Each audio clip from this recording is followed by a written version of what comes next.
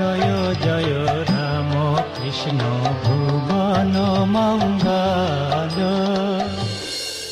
દર્શક મિત્રો નમસ્કાર।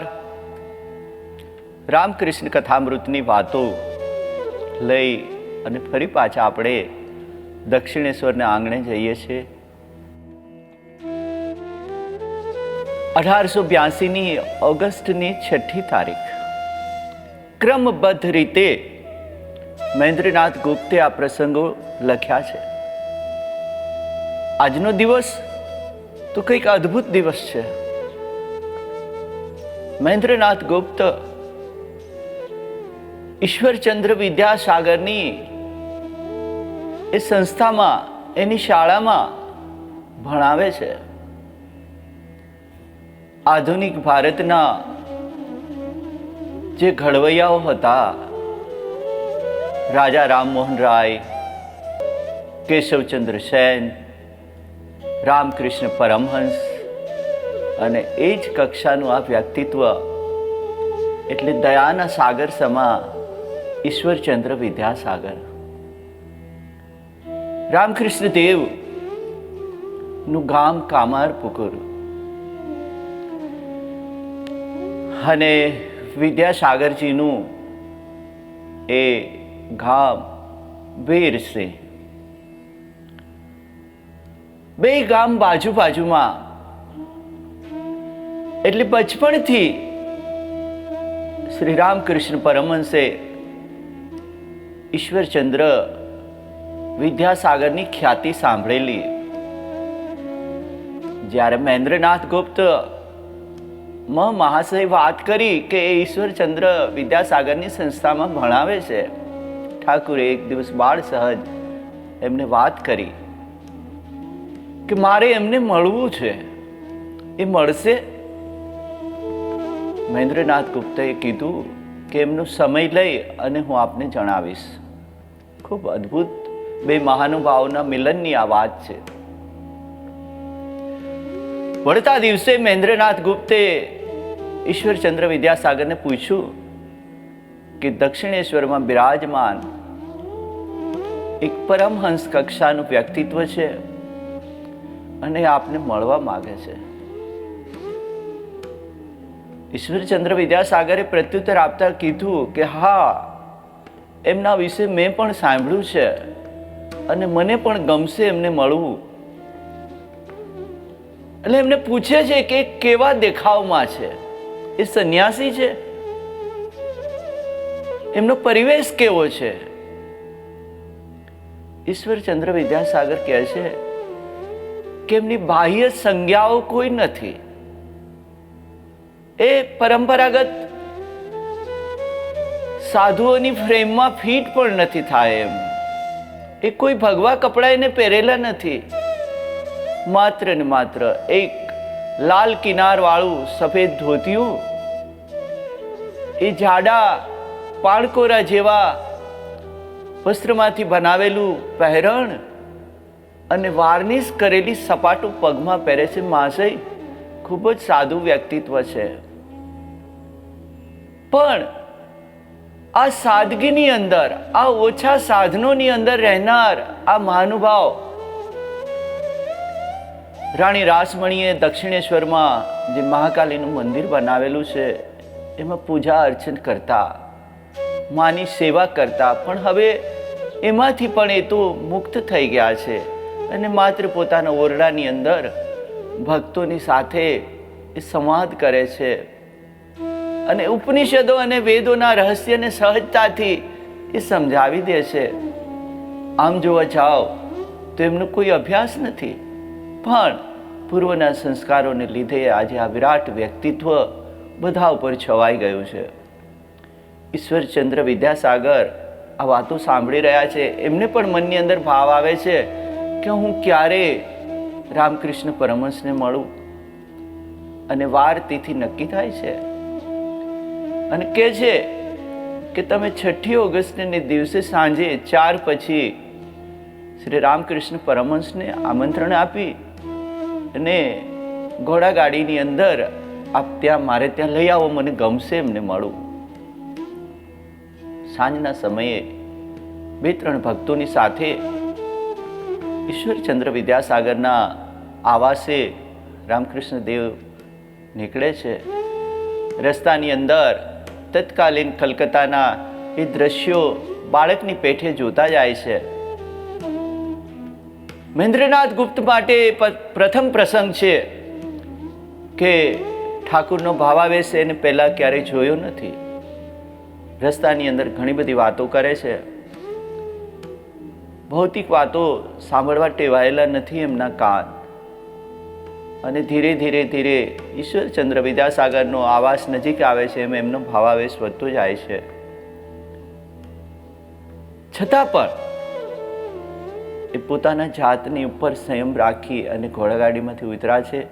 ઈશ્વરચંદ્ર વિદ્યાસાગર એમનું સ્વાગત કરવા મુખ્ય દ્વાર પાસે ઊભા છે. એક ખૂબ જ સારી એવી વાત પણ લખી છે મહેન્દ્રનાથ ગુપ્તે. આપણને એમ થાય કે અક્ષરશઃ આજે પણ આપણી સામે ઘટના આવીને ઉભી રહે છે.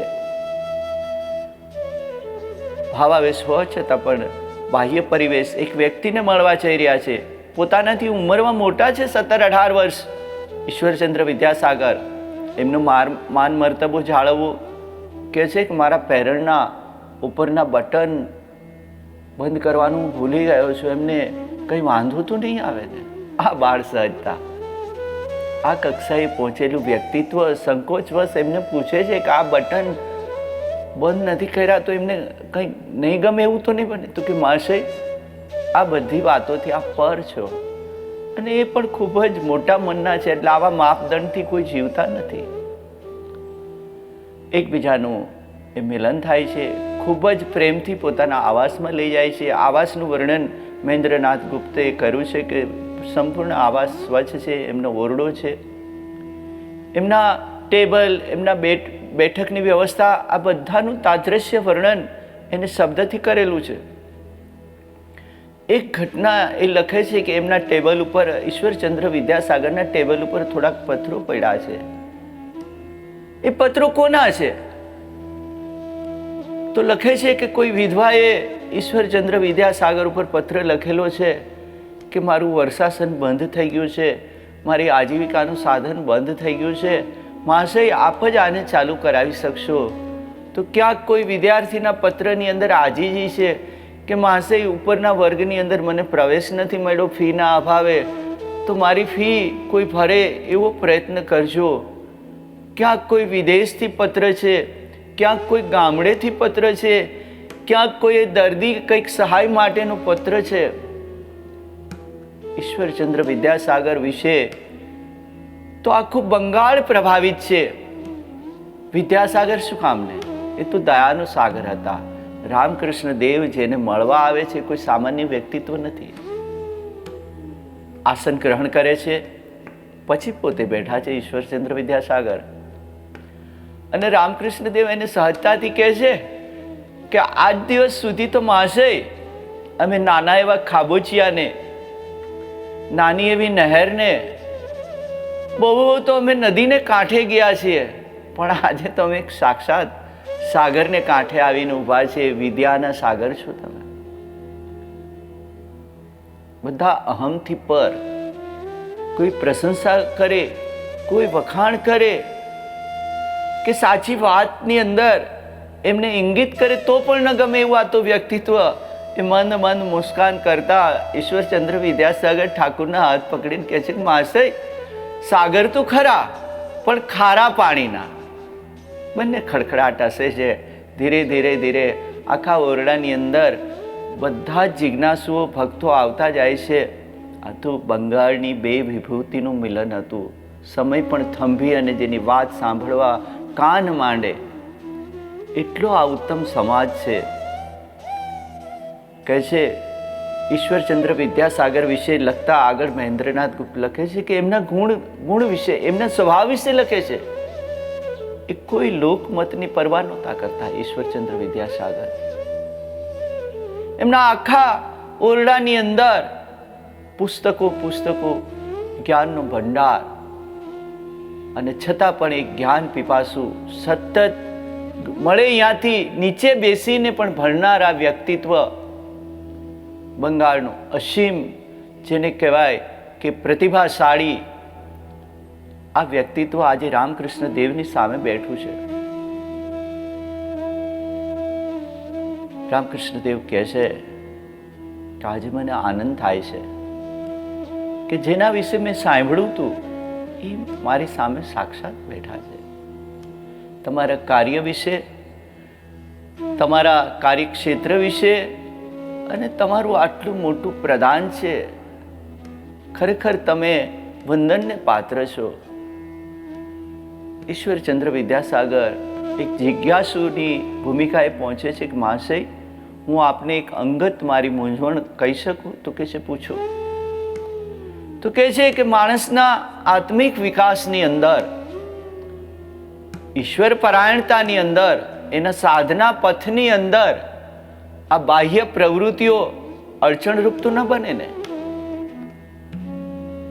રામકૃષ્ણ દેવ કહે છે કે ના, તમારો ભાવ એ સાત્વિક ભાવ છે.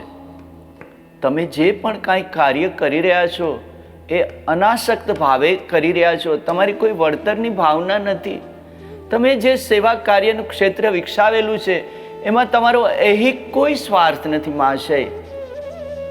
ગીતાકારે જે વાત શ્રીમદ ભગવદ્ ગીતામાં કરી છે કે હે અર્જુન, સકામ કર્મોનું ફળ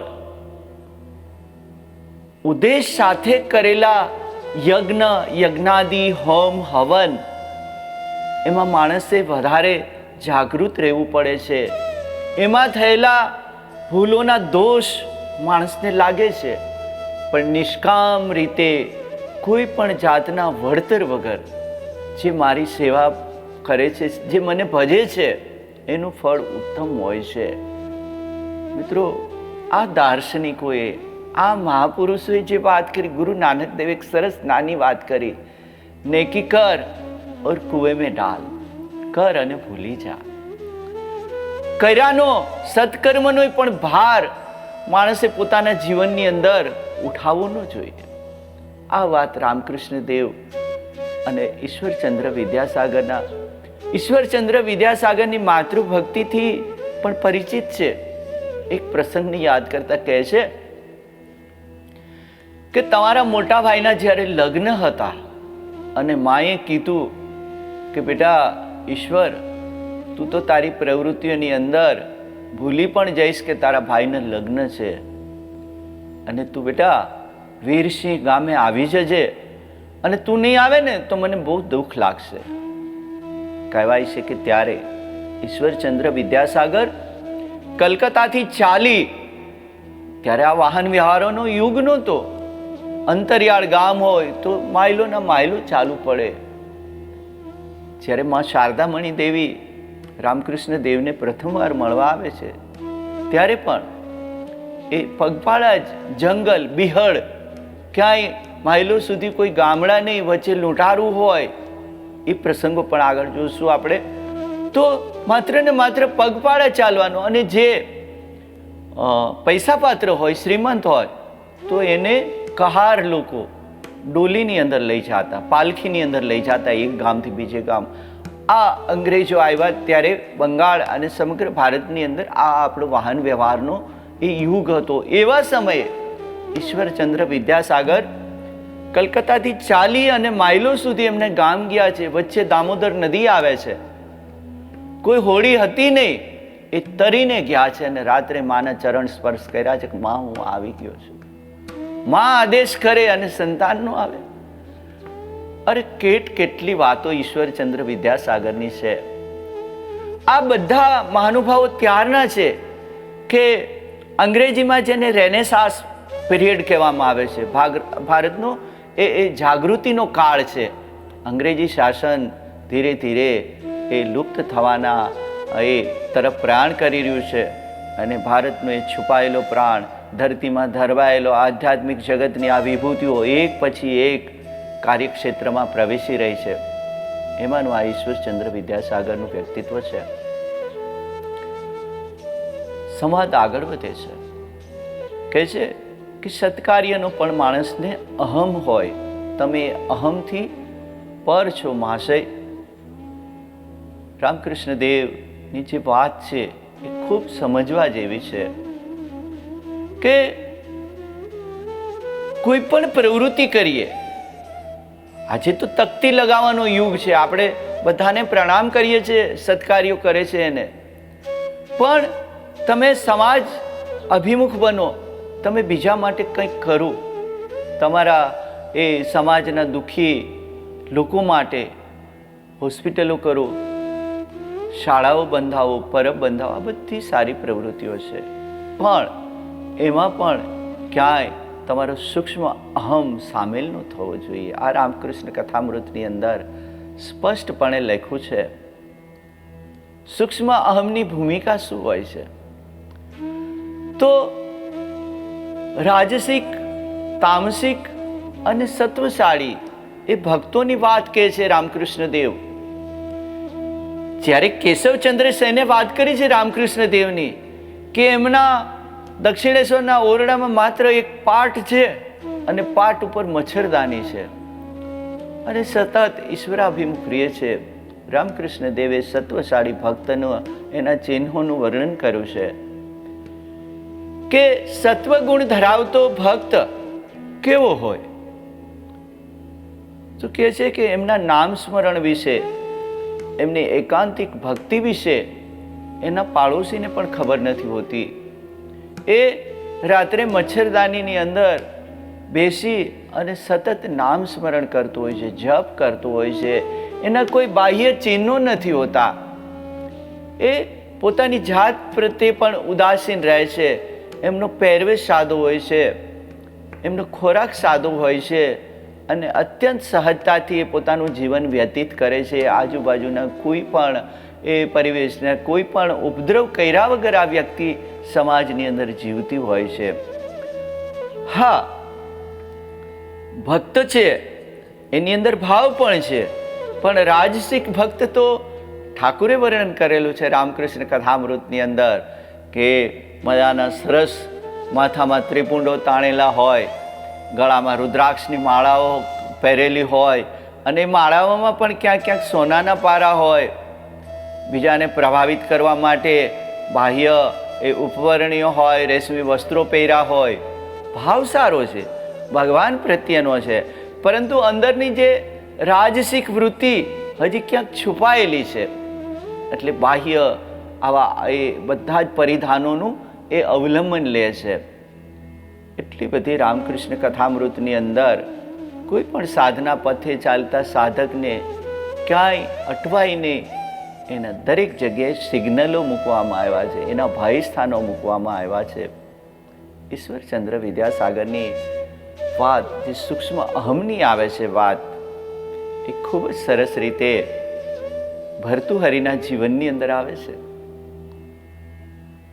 92 લાખ માળવાનો ધણી એ રાજા, જેને આપણે ગુજરાતની પ્રજા જેને ભરથરી તરીકે ઓળખીએ છીએ, આ ભર્તુહરિ શૃંગાર શતક અને નીતિ શતકના રચયિતા, માના એક વચનને ખાતર આવી રે કાયા રે દીકરા તારા બાપની હતી જો ને ઈ રે કાયા ન મરતુક થિયા રે ભરથરી. લોક જીવે, લોક સંસ્કારે આપેલું આ ગીત કે છે કે તારા બાપની આ કાયા હતી અને કાયાના પણ મરતુક થયા છે. ભારત વર્ષને આ મહાનુભાવોએ જે સંદેશ આપ્યા છે એ તો અદ્ભુત છે કે રાજસિક ભોગ ભોગવ્યા પછી જે સંન્યાસી બને છે અને સંન્યાસી બન્યા પછી એ ત્યાગનો મહિમા જે ભારતે જગતને આપ્યો છે તો અદ્ભુત છે. મહાવીર સ્વામીનું જીવન જોઈએ આપણે. એક ચક્રવર્તી રાજાના રાજકુમાર મહાવીર સ્વામી બધાનો ત્યાગ કરી અને ઘરેથી નીકળી જાય છે. જે કોઈ સામે આવ્યું છે ખજાનો લૂંટાવી દીધો છે. બધાને સોના મોરો, રત્નો, એ સુગંધિત દ્રવ્યો, ખાદ્ય પદાર્થો, એ રત્નો મુઠ્ઠી મુઠ્ઠી ભરી અને દીધા અને બધું ત્યાગ કરીને નીકળે છે. સીમાડે પહોંચે છે અને એક બ્રાહ્મણ સામા મળે છે અને કહે છે કે મહાશય, આપે બધાને તો આપ્યું પણ હું બહાર ગામ હતો, મને કાંઈ ન મળ્યું, નિરાશ થઈ ગયો.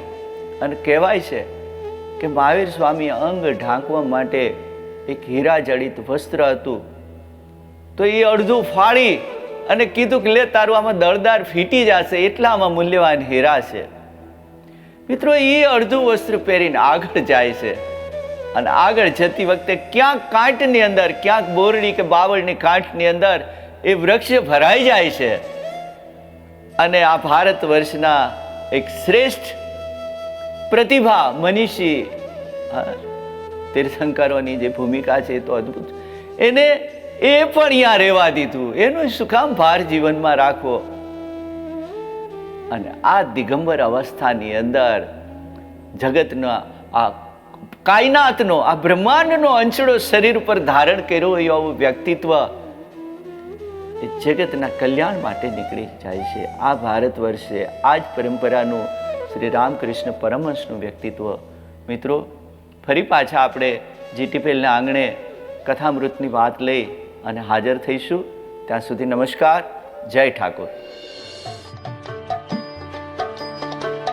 জয় জয় রাম কৃষ্ণ ভুবন মঙ্গল।